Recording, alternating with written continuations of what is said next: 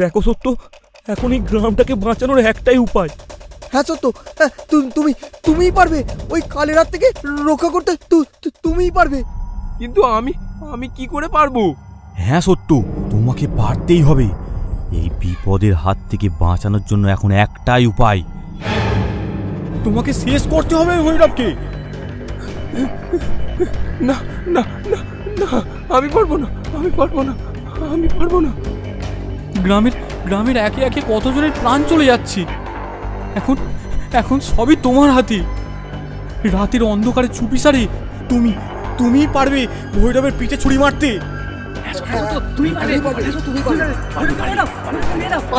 তুমি পারবে।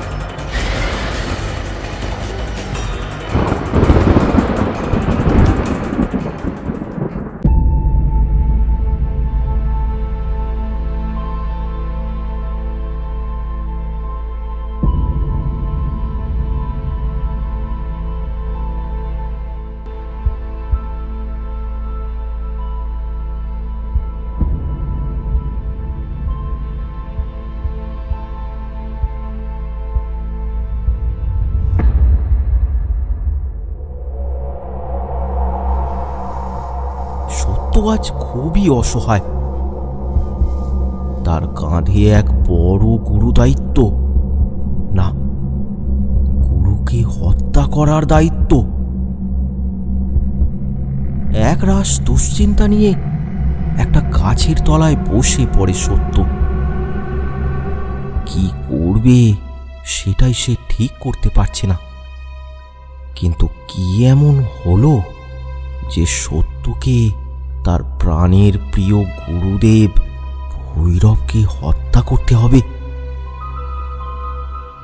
কি এমন সংকট এসে পড়ল তাদের গ্রামে? সেটা জানতে গেলে ফিরে যেতে হবে কয়েক মাস আগে। আদমপুরে ঘটে যাওয়া সেই ভয়ানক ঘটনার কথা নিশ্চয়ই সবাই জানা। আত্মারামকে পথ থেকে সরিয়ে তার জোগাড় করা পঞ্চমুণ্ডি নিয়ে ধীরাজতান্ত্রিক শুরু করে তার সাধনা। তারপর সাধনায় সিদ্ধিলাভ করে সে। পঞ্চমুণ্ডির সাধনা দ্বারা সে প্রেতকে বশ করতে সক্ষম হয়। কিন্তু প্রেতকে দিয়ে মন মর্জি মতো কাজ করানোর জন্য তার প্রয়োজন হয় প্রেতের পছন্দসই খাবার।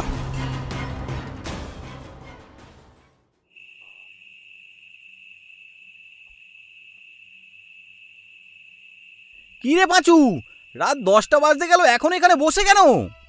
কি আর বলবো তোকে, সন্ধ্যায় বাড়ি ফিরে দেখি মুরগি দুটো খোপে নেই। সেই নিয়ে গিন্নির সাথে একটু ঝামেলা হয়ে গেল। আরে এদিক ওদিক কোনো ঝোপে ঝাড়ে বসে আছে হয়তো, সকালে খুঁজে দেখবি। চল চল বাড়ি চল এখন। না রে, সব জায়গাতেই আলো নিয়ে দেখলাম, নেই। কেউ মনে হয় চুরি করে নিয়েছে। চুরি? কি যে বলিস, আমাদের গ্রামে কেই বা চুরি করবে? চল বাড়ি চল, বাড়ি চল, রাত হয়েছে অনেক।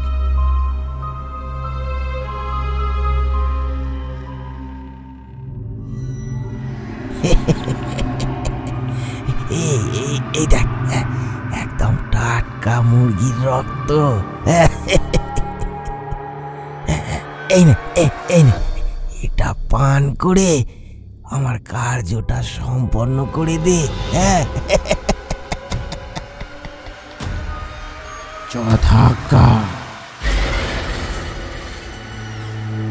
এইভাবেই প্রেতকে খুশি করার জন্য তার আহার জোগাতে থাকে ধীরাজতান্ত্রিক, আর তার বিনিময়ে নিজের লোভ লালসা মেটাতে থাকে ধীরাজতান্ত্রিক।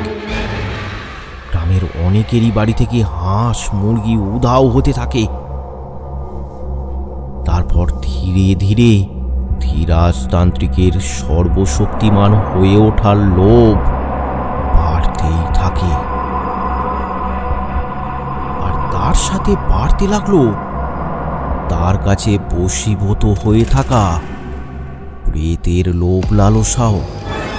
তাই এখন হাঁস মুরগি থেকে সেটা গিয়ে পৌঁছেছে ছাগল গরু আর মহিষে।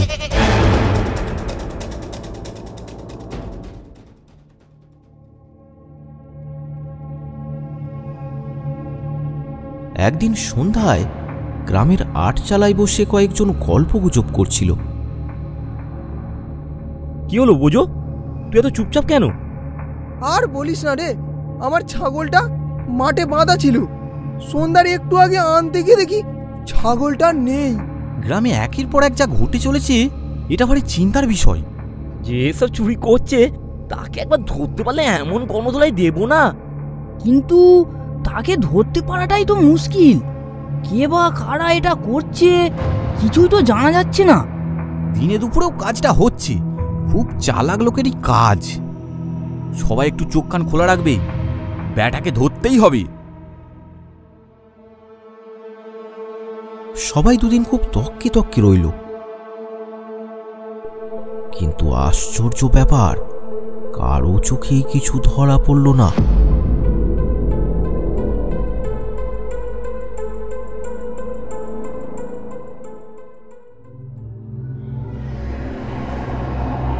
ধীরে ধীরে এক সময় ব্যাপারটা চরম সীমায় পৌঁছালো, কারণ প্রেতের লোভ পৌঁছে গেছে চরম সীমায়। কিরে, এই কাজটা করতে পারবি তো রে? হ্যাঁ, পারবো পারবো, কিন্তু আমার আহারের ব্যবস্থাটা কর। হ্যাঁ অবশ্যই। বল বল, আজ তুই কার রক্ত পান করবি? হাঁস না মুরগি নাকি গরু ছাগল? না না না না, একই রকম জিনিস খেয়ে আমার মুখের স্বাদ নেই। মানুষের রক্ত পান করব। হ্যাঁ, মানুষ? আরে মানুষ কোথায় পাবো রে? হ্যাঁ, না হলে আর কাজ হবে না। অন্য কাউকে না পেলে তোর রক্তই দে। এই না না না না না না, ঠিক আছে ঠিক আছে, আমি কিছু একটা ব্যবস্থা করছি। হ্যাঁ চল চল দেখি, আমার সাথে চল।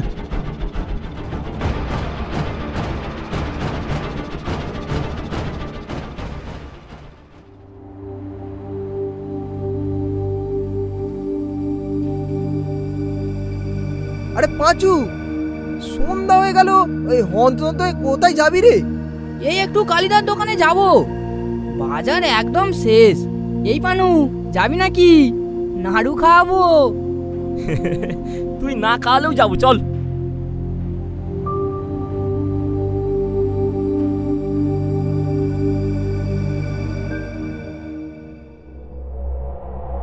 এইদিকে ধীরাজতান্ত্রিক এসে উপস্থিত হলো একটা 3 মাথা রাস্তার মোড়ে। রাস্তার মাঝে বসে একটা লেবু লঙ্কা সাজিয়ে বিড় করে মন্ত্র পড়তে লাগলো।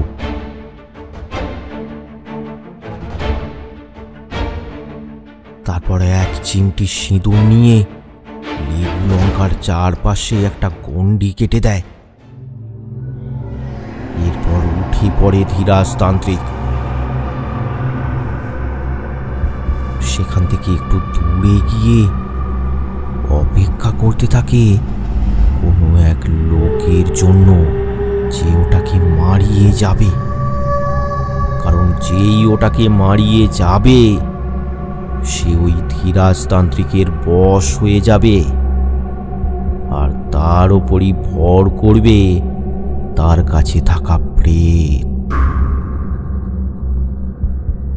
হঠাৎ মনে হলো কেউ যেন আসছে।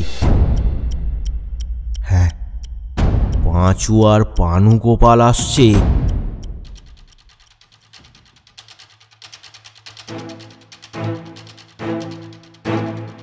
তারা আনমনে গল্প করতে করতে চলেছে। তাদের চেনা রাস্তার মাঝে পড়ে থাকা এই অচেনা বিপদের ব্যাপারে তারা ঘরেও টের পায়নি। কি সব পড়ে আছি। কি হলো রে পাঁচু? এই কি একটাতে পা লেগে গেল, আলোটা একটু দেখা তো।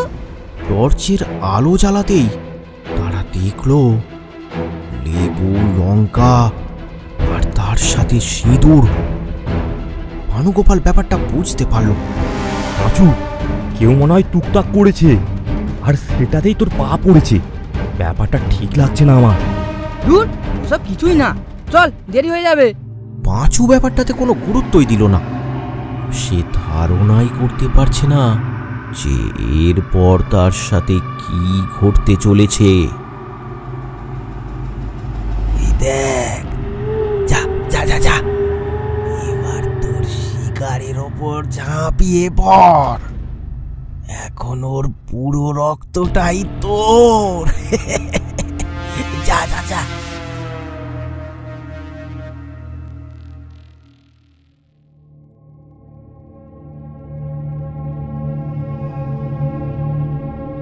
পরদিন আড্ডার আসরে পানুগোপাল, ব্রজ আর ভান্ডারী খুব চিন্তিত হয়ে পড়ল।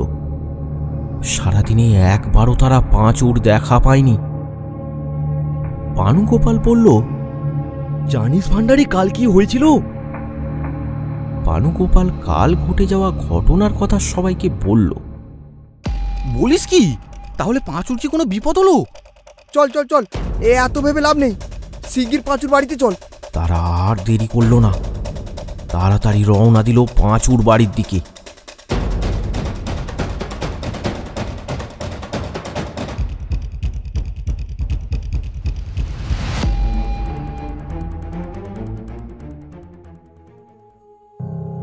সেখানে গিয়ে তারা দেখল পাঁচু বিছানায় শুয়ে, তার পাশে বসে আছে তার 10 বছরের ছেলে নিতাই। কি হয়েছে রে নিতাই? দেখো না কাকা, বাবার কাল রাত থেকে প্রচুর জ্বর। বইতে বইতে এসেছিল ওষুধ দিয়ে গেতে, কিন্তু বাবার দতে একটু কমতে না। বাবার কি হলো? পাঁচু একদম অচেতন অবস্থায় পড়ে আছে। একদিনের জ্বরেই তার চোখের তলায় কালি জমেছে। বুঝলি ব্রজ, আমার তো মনে হয় কেউ কোনো জাদুটোনা করেছে। হ্যাঁ, আমারও তাই মনে হয়। আচ্ছা, কোনো ওঝাতান্ত্রিক, হ্যাঁ ওই ধীরাজতান্ত্রিকের কাছে গেলে কেমন হয়? কিন্তু তাকে কোথায় পাবো? আমার মনে হয় তাকে ওই জঙ্গলে নদীর পাড়েই পাবো। চলো তো সবাই।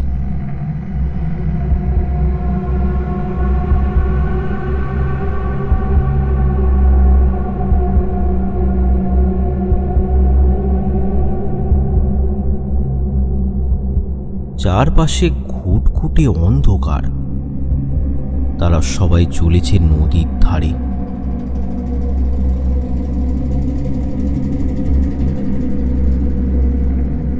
কিছুক্ষণের মধ্যেই তারা নদীর ধারে পৌঁছে গেল। আর সেখানে গিয়ে তারা যা দেখল তাতে তাদের নিজের চোখকেই তারা বিশ্বাস করতে পারল না। ধীরাজতান্ত্রিক যজ্ঞ সাজিয়ে বসে আছে, তার সামনে হাওয়ায় ভাসছে একটা প্রকাণ্ড ছায়া মূর্তি।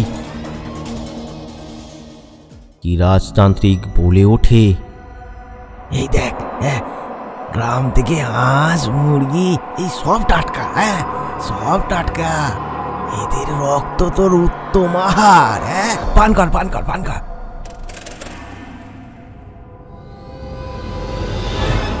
তারপর আমার সব কাজগুলো করে দিবি। আজ কিন্তু ওই লোকটাকে মারতে হবে, মনে আছে? তাদের আর বুঝতে বাকি রইল না এতদিন ধরে তাদের গ্রামের হাঁস মুরগি গরু ছাগল কি করে গায়েব হয়ে যাচ্ছিল। তাহলে পাঁচুর সাথে যেটা ঘটেছে সেটাও তাহলে ধীরাজতান্ত্রিকেরই কারসাজি। ভয়ে তাদের হৃদস্পন্দন দ্বিগুণ হয়ে গেল। তারা আর এক মুহূর্ত সেখানে দাঁড়ালো না, সেখান থেকে দৌড় লাগালো।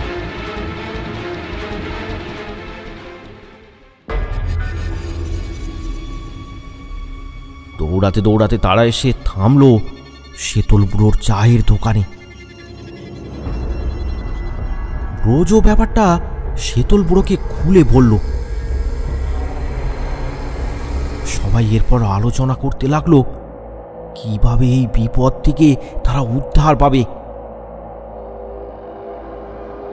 সবাইয়ের কথাবার্তার মধ্যে এক সময় উঠে এলো জগৎ প্রসিদ্ধ ভৈরবের নাম। হ্যাঁ রে, ভৈরব তান্ত্রিকের অনেক নাম শুনেছি। তেনাকে একবার ডেকে আনলে কেমন হয়?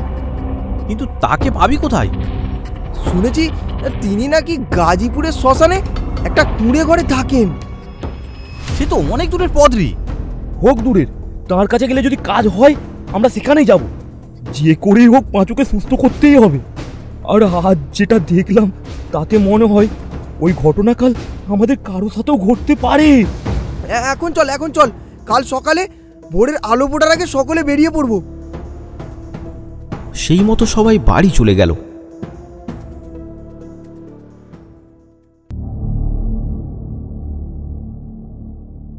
রাতটা তারা কোনো রকমে এদিক ওদিক পায়চারি করে কাটিয়ে দিল।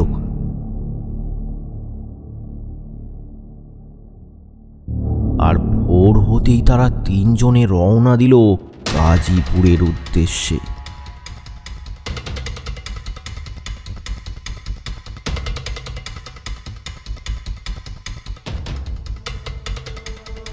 বেলা গড়িয়ে দুপুর হয়েছে। তারা গিয়ে পৌঁছালো গাজীপুরের শ্মশানে।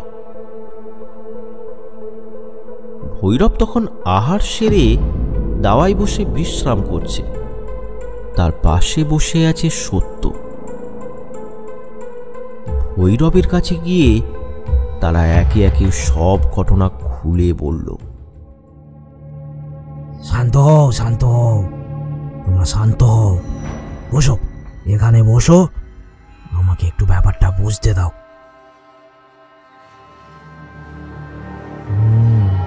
গুরুতর বিপদ ঘটেছে, চলো, আর দেরি করা ঠিক হবে না। তোমাদের পাঁচুর জীবন এখন মহা সংকটে।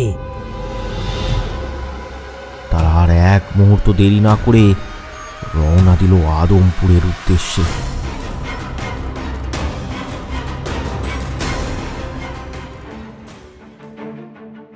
প্রায় সন্ধ্যা হয় তারা গিয়ে পৌঁছালো পাঁচুর বাড়িতে।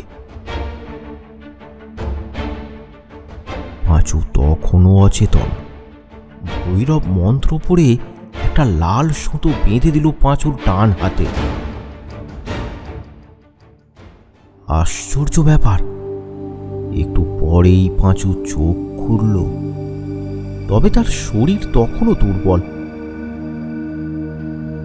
পাঁচুর আর কোনো ভয় নেই, ও এখন ঠিক আছে।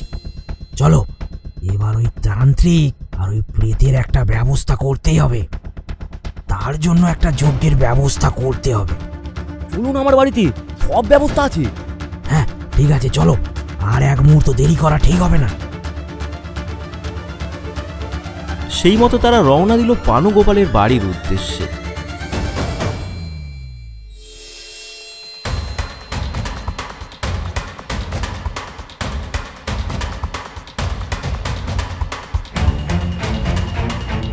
পথে আসতে আসতে ভান্ডারী বলল, আচ্ছা বাবা, ওই ধীরাজতান্ত্রিক তো ভালো মানুষ ছিলেন।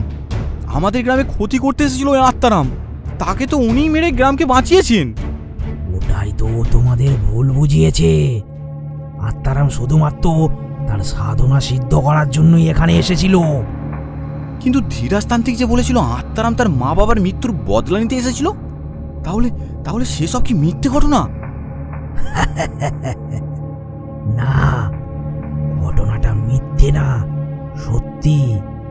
তবে সেটা আত্মারামের মা বাবা ছিল না, সেটা ছিল ধীরাজতান্ত্রিকের।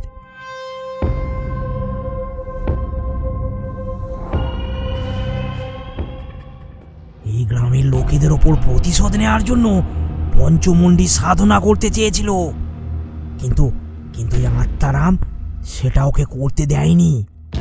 তাই ও গোপনে তার পিছু করে।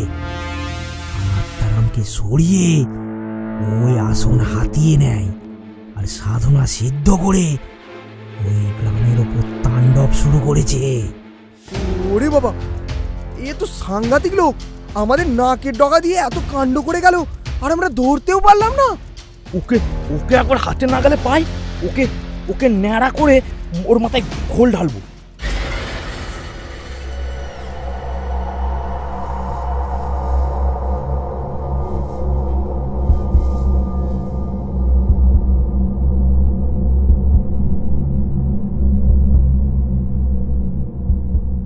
শেষে তারা এসে পৌঁছালো পানুগোপালের বাড়িতে। ভৈরবের কথা মতো সবাই যজ্ঞের আয়োজন করতে লাগলো।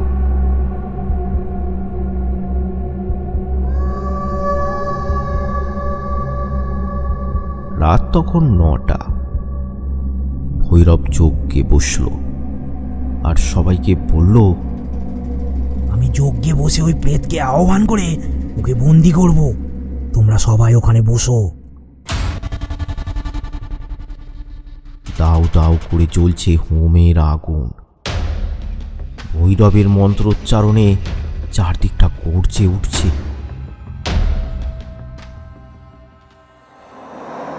হঠাৎ এক সময় ধীরে ধীরে চারদিকটা কালো অন্ধকারে ভরে গেল, আর তার সাথেই শুরু হলো প্রচণ্ড ঝোড়ো হাওয়া।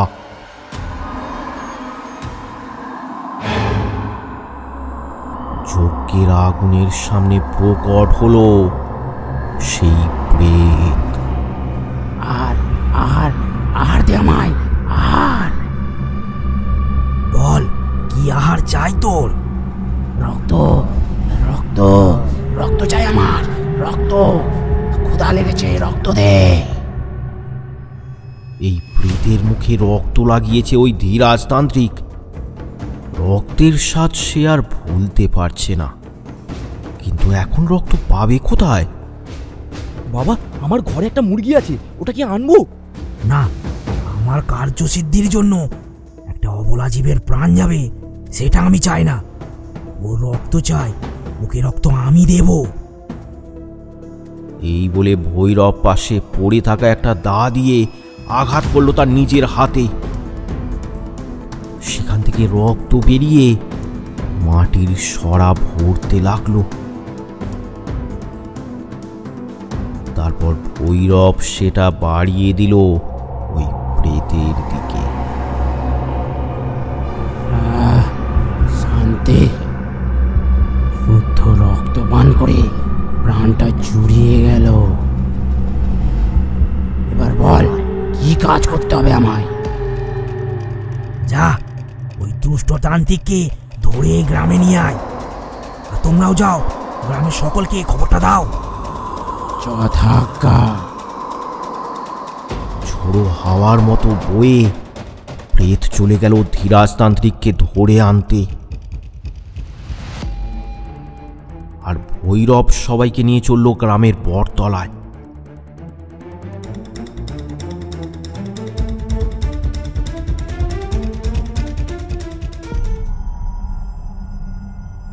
রাত তখন 11টা। বটতলায় সকলে হাজির হয়েছে।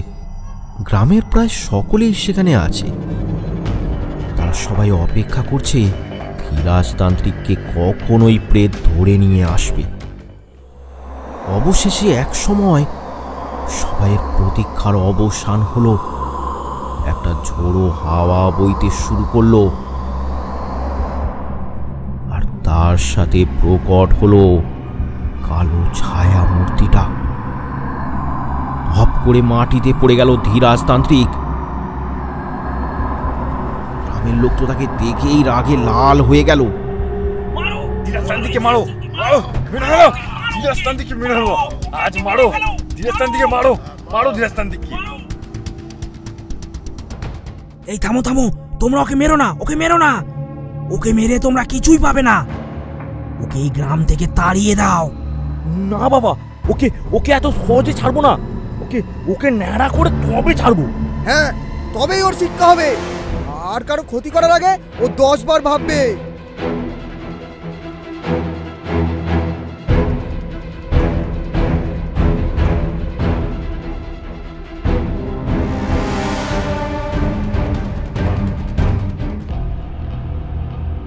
এই ভৈরবের যে এদের প্রতি কিসের এত মায়া? নিঃস্বার্থ ভালোবাসা নয়? দেখবি একদিন এরাই তোকে এখান থেকে মেরে তাড়াবে।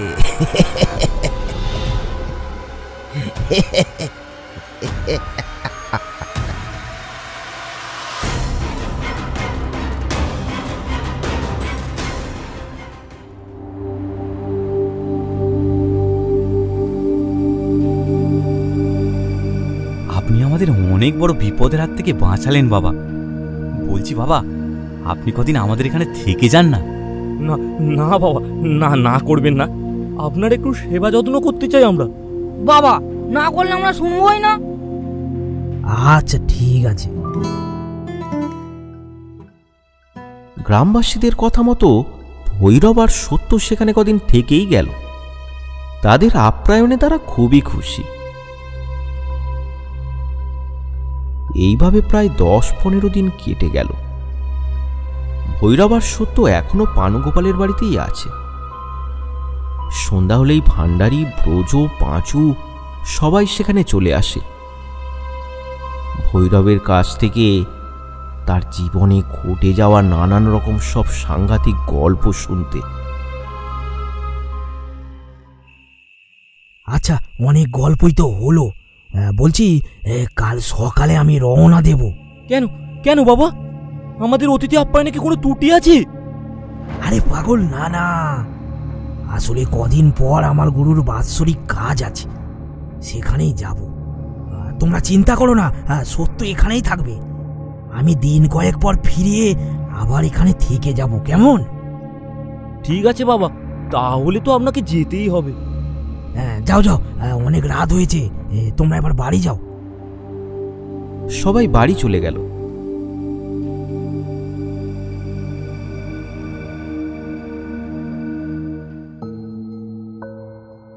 পরদিন সকাল হতেই ভৈরব রওনা দিল তার গুরুর বাড়ির উদ্দেশ্যে।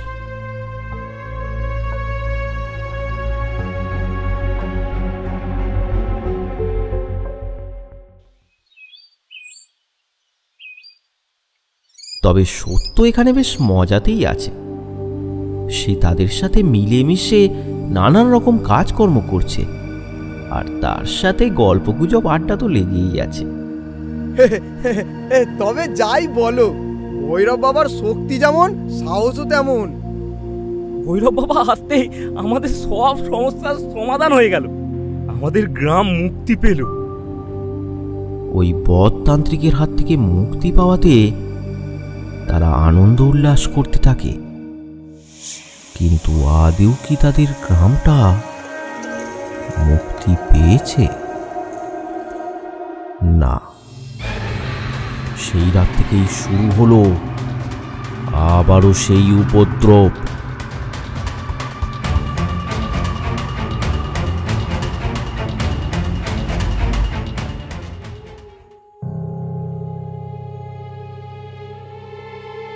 পরদিন সকালে অনেকেই দেখলো তাদের বাড়ির হাঁস মুরগিগুলো সব উধাও হয়ে গেছে। তাহলে আবার সেই তান্ত্রিক কি ফিরে এলো? না, ভৈরব তো সব ঠিক করে দিয়েছে। তাহলে হয়তো এটা কোনো চোরের কাজ, সুযোগ বুঝে চুরি করেছে। সেই ভেবেই আর কেউ তেমন মাথা ঘামালো না।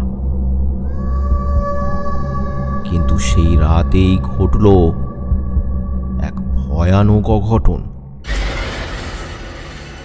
গ্রামের এক লোক ভীমচরণ রাতে কাজ সেরে বাড়ি ফিরছিল। নিঝুম রাতে ঝিঁঝি পোকার শব্দ শোনা যাচ্ছে, আর কিছুই শোনা যাচ্ছে না।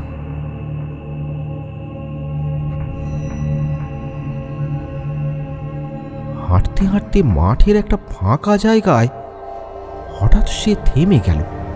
তার মনে হলো তার পেছনে পেছনে কে যেন আসছে। সাহস করে পেছনে ঘুরে দেখেই সে চমকে ওঠে। একটা কাটা মুন্ডু তার দিকে এগিয়ে আসছে। কি বিভৎস দেখতে সেটা! তার চোখের মণিগুলো নেই,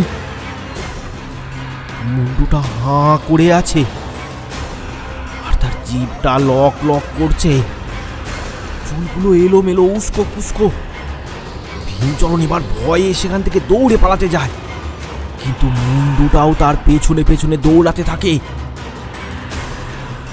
দৌড়াতে দৌড়াতে শেষ রক্ষা আর হলো না।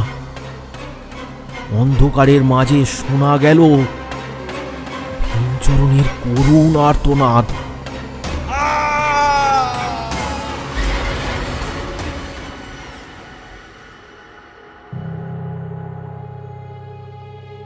পরদিন সকালে ভীমচরণের রক্তাক্ত মৃতদেহটা পড়ে থাকতে দেখা গেল মাঠের রাস্তার ধারে একটা ঝোপের মধ্যে।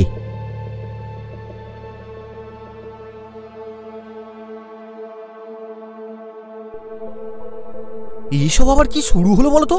আমার তো মনে হচ্ছে ওই ধীরাজতান্ত্রিক আবার ফিরে এসেছে। ওকে ছেড়ে দেওয়াটা ঠিক হয়নি। ওকে যদি সেদিন মেরে দিতাম সেটাই ঠিক হতো। ভৈরব বাবাও তো নেই, কি হবে এখন? এতদিন অপেক্ষা করতে করতে তো পুরো গ্রামটাই শেষ হয়ে যাবে। কিচ্ছু হবে না, চলো সবাই লাঠি বল্লম নিয়ে। অনেক রাত হয়েছে, এখনো মনে হয় যজ্ঞে বসবে। আজই ওকে শেষ করে দেবো। হ্যাঁ তাই চলো।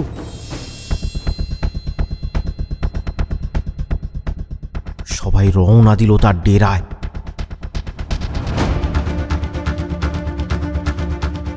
জঙ্গল পেরিয়ে অন্ধকারেই তারা হেঁটে চলেছে।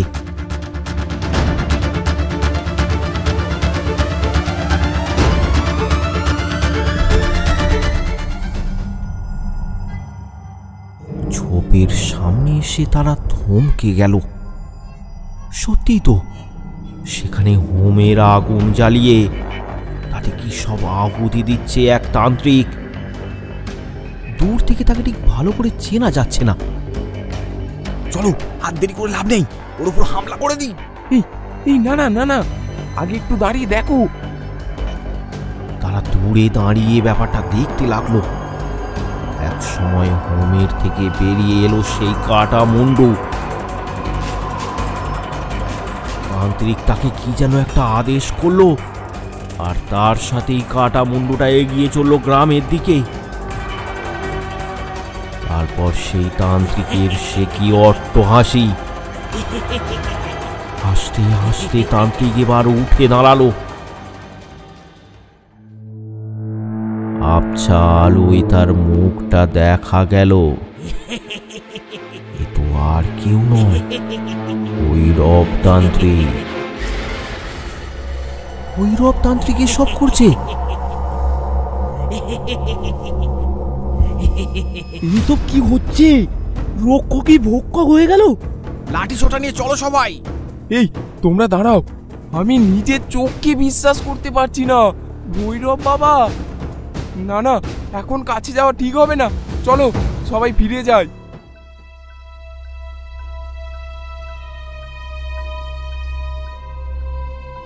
আজ আবার কার কি সর্বনাশ ঘটবে কে জানে। একের পর এক সর্বনাশ ঘটেই যাবে, আর আমরা কি শুধু দেখেই যাব? না পানু না, এর একটা উপায় বের করতেই হবে। এখন শুধু সকাল হওয়ার অপেক্ষা।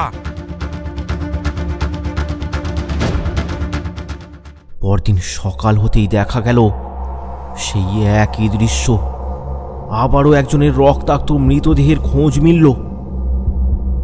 এবার গ্রামবাসীরা খুবই ভেঙে পড়ল। তারা কিভাবে ভৈরবের সাথে লড়াই করবে, তাই তারা সবাই মিলে আলোচনা করে এই গুরু দায়িত্ব দিল সত্যর ওপর। সত্য ভৈরবের কাছের লোক, তাই সত্য চাইলেই তার সামনে যেতে পারবে। তাই সেই এখন গ্রামবাসীদের একমাত্র ভরসা। সেই পারবে ভৈরবের বিনাশ করতে।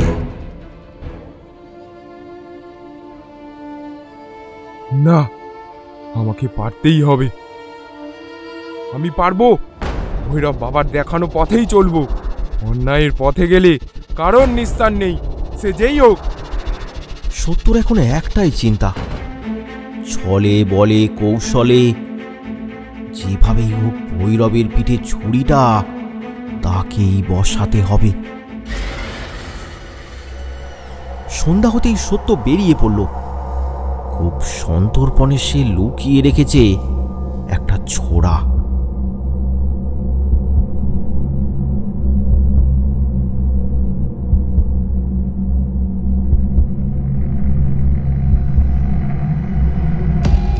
এদিকে বাকিরা পানুগোপালের বাড়িতে বসে অপেক্ষা করছে। সত্য কি পারবে? রাত অনেক হয়েছে, কিন্তু সত্য এখনো ফিরছে না। আর আর অপেক্ষা করা ঠিক হবে না, চলো, মনে হয় সত্যর কোনো বিপদ হয়েছে। তাই তারা অন্ধকারেই বেরিয়ে পড়ল সত্যর খোঁজে।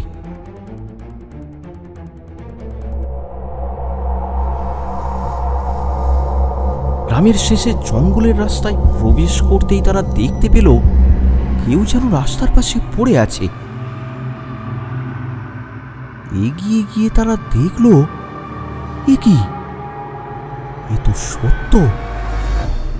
তার এই অবস্থা কি করে হলো? এই এই আমার মনে আর যাওয়াটা ঠিক হবে না, আগে আগে সত্যকে বাড়ি নিয়ে চলো। সকলে ধরাধরি করে সত্যকে বাড়ি নিয়ে গেল। তারপর সারা রাত তারা জেগে বসে রইল সত্যর পাশে, কিন্তু সত্যর জ্ঞান আর ফিরল না। সকাল হতে সত্যর জ্ঞান ফিরল বটে, কিন্তু সে কোনো রকমই কথা বলতে পারছে না। বলো সত্য, বলো কি হয়েছিল কাল? কি হলো সত্য? এই চুপ থেকে না, বলো বলো। আমার মনে হয় ও কিছু বলতে চেয়েও বলতে পারছে না। দেখ দেখ, ওই ভৈরব তার নিজের লোককেও ছাড়লো না। আমরা তো পরের। চলো তো ভান্ডারি, আজ ওর যেখানেই থাক, আজ ওর শেষ দিন। হ্যাঁ তাই চলো। সবার মধ্যে এখন ক্রোধের আগুন জ্বলছে, যা কেবলমাত্র ভৈরবকে মেরেই শান্ত হবে। ক্রোধের বশে তাদের মাথা ভুল ঠিক বিচার করার ক্ষমতা হারিয়েছে। এবার তারা নিজেরাই হাতে লাঠি তুলে নিল। লাঠি সোটা নিয়ে তারা বেরিয়ে পড়ল ভৈরবকে মারার জন্য।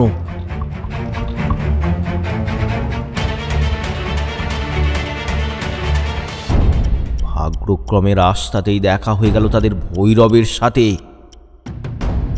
উত্তপ্ত গ্রামবাসীরা সামনে পেয়ে যায় ভৈরবকে। ওই তো ভৈরব, ওকে আর ছাড়বো না। দেখ মানু দেখ, যাকে রক্ষক বলে এনেছিলি সেই এখন ভক্ষক।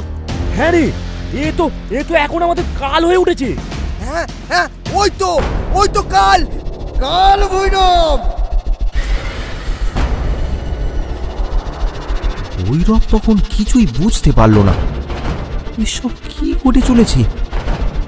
দাঁড়িয়ে দেখছো কি? মারো! সবাই একসাথে মারতে উদ্যত হয় ভৈরবকে। তারা এগিয়ে আসতে থাকে ভৈরবের কাছে। সত্য, সত্য, কি হচ্ছে এসব? সত্য! ভৈরবের ডাকে সত্য যেন তার চেতনা ফিরে পায়। না না না, ভান্ডারি দাঁড়াও, ভান্ডারি। ভান্ডারি থমকে গেল, এ কি, সত্য কথা বলছে? দাঁড়াও ভান্ডারি, দাঁড়াও দাঁড়াও, তোমরা যেটা ভাবছো আসল সত্য সেটা না।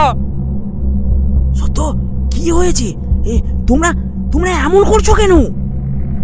আমি সব বলছি, কিন্তু এইখানে না। চলুন বাবা, বাড়িতে চলুন। এই চলো সবাই বাড়ি চলো।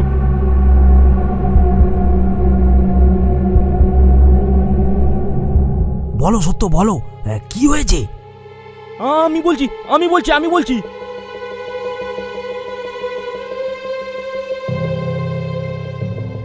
এ কি, এ তো সাংঘাতিক ব্যাপার।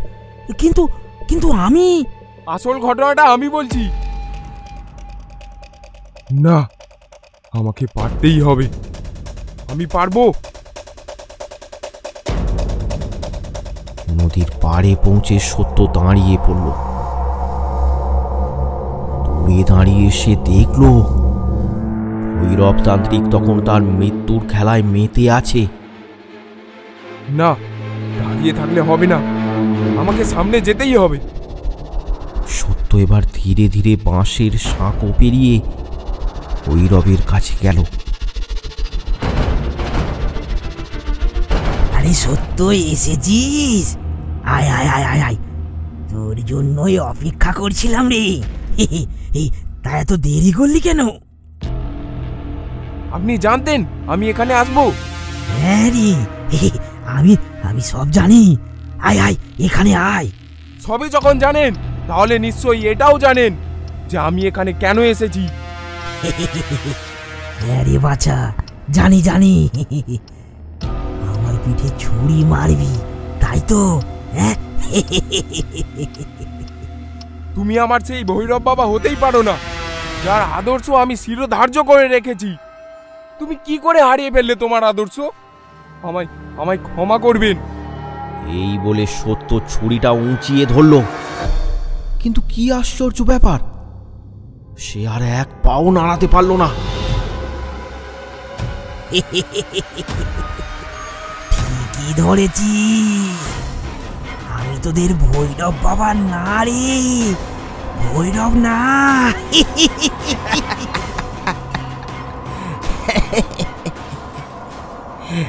আমি হলাম ধীরাজতান্ত্রিক।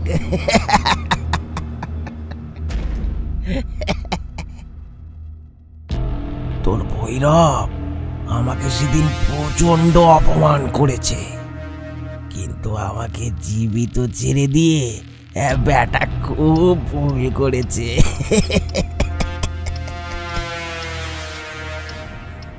দেখ দেখ দেখ, আজ সারা গ্রামের লোক জেনে গেছে যে ভৈরবী ওদের গ্রামের সবাইকে মারছে।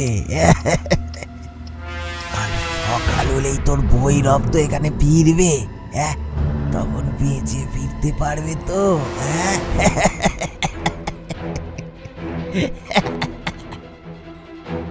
গ্রামের লোকের ক্রোধের আগুনে এ ভৈরবের খেল খতম।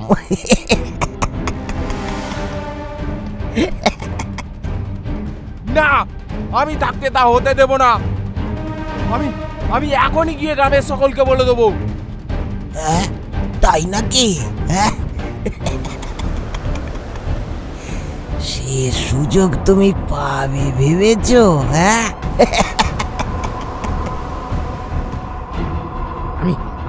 আমি মারবো কি?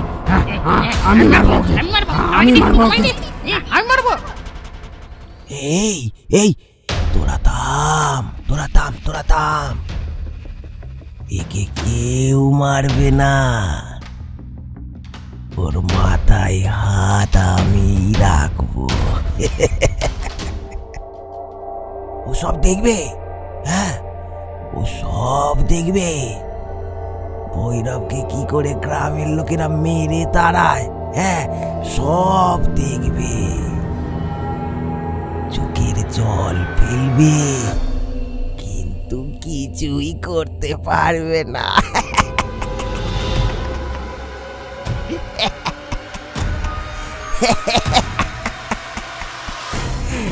বোকা সত্য।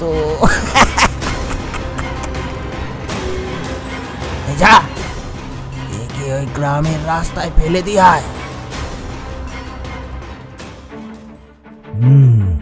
বুঝলাম, এর হালকা আভাস আমি পেয়েছিলাম, কিন্তু আমি গুরুর কাজে এতটাই ব্যস্ত ছিলাম মনোনিবেশ করতে পারিনি। কিন্তু বাবা, এখন কি হবে? ও তো প্রেতকে ওর বশে করে রেখেছে, এখন কি করবেন? আছে আছে, উপায় আছে সত্য। আমি ব্রহ্মপেতকে আহ্বান করে ওকে শেষ করব। ওকে একটা সুযোগ দিয়েছিলাম, কিন্তু সেটাও শোনেনি। কিন্তু বাবা, তার জন্য তো ওর ব্যবহার করা কোনো সামগ্রী বা চুলের কোনো অংশ লাগবে। আছে তো, তোমরা সেদিন দিয়ে ওর অঙ্গবস্ত্র খুলে নিয়েছিলে, সেগুলো কোথায়? আচ্ছা আছে, সেগুলো ওই বট গাছের তলায় আছে, আমি নিয়ে আসছি। আর সত্য, তুমি যাও, বাকিদের নিয়ে হোমের সামগ্রী জোগাড় করো, আর একটু গমের আটা।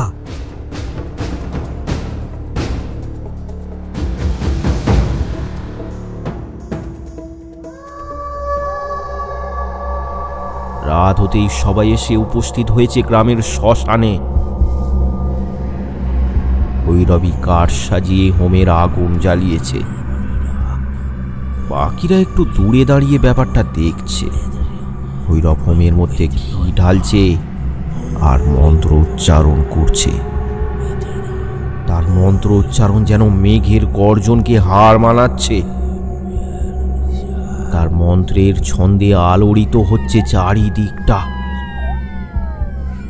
দূর থেকে চিৎকার করে শেয়ালগুলো তাদের উৎফুল্লতা প্রকাশ করছে। কিছুক্ষণ পর ভৈরব থামল। মাটির সরাই করে আটা নিয়ে সেটা মাখতে লাগলো।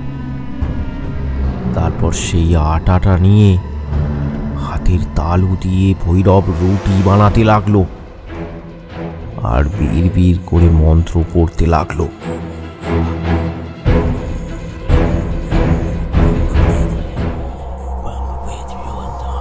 বেশ কিছুক্ষণ কেটে গেল।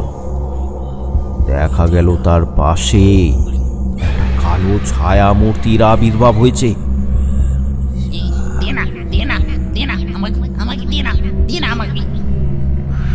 ভৈরব কোনো কথায় কান দিল না। সে রুটি বানিয়েই চলেছে আর মন্ত্র পড়ছে। এইবার দেখা গেল তার চারিপাশে এক এক করে অনেক ছায়ামূর্তির আবির্ভাব হয়েছে। তারা সমস্বরে একটাই কথা বলছে,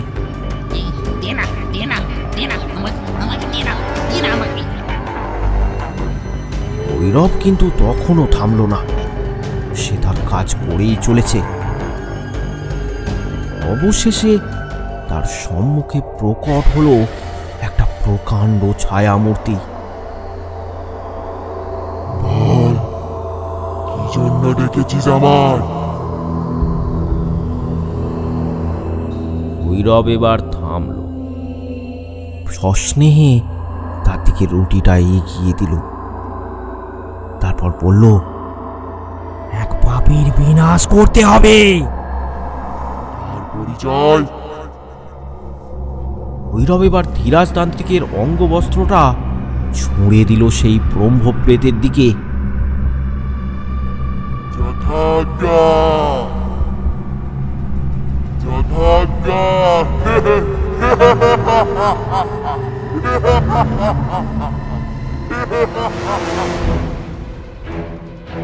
এবার সেই ব্রহ্মপ্রেত সেখান থেকে অদৃশ্য হলো আর তার সাথে সাথে বাকি ছায়ামূর্তিগুলোও তাকে অনুসরণ করে অদৃশ্য হলো।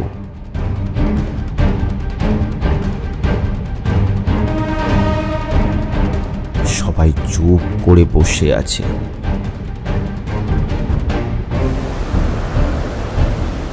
কিছুক্ষণ পরেই দূর থেকে শোনা গেল একটা তীব্র আর্তনাদ।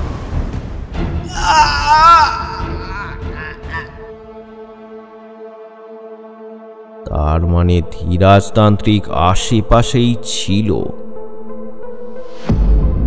চলো, তোমাদের সেই কাল ভৈরবের বিনাশ ঘটেছে চিরতরে।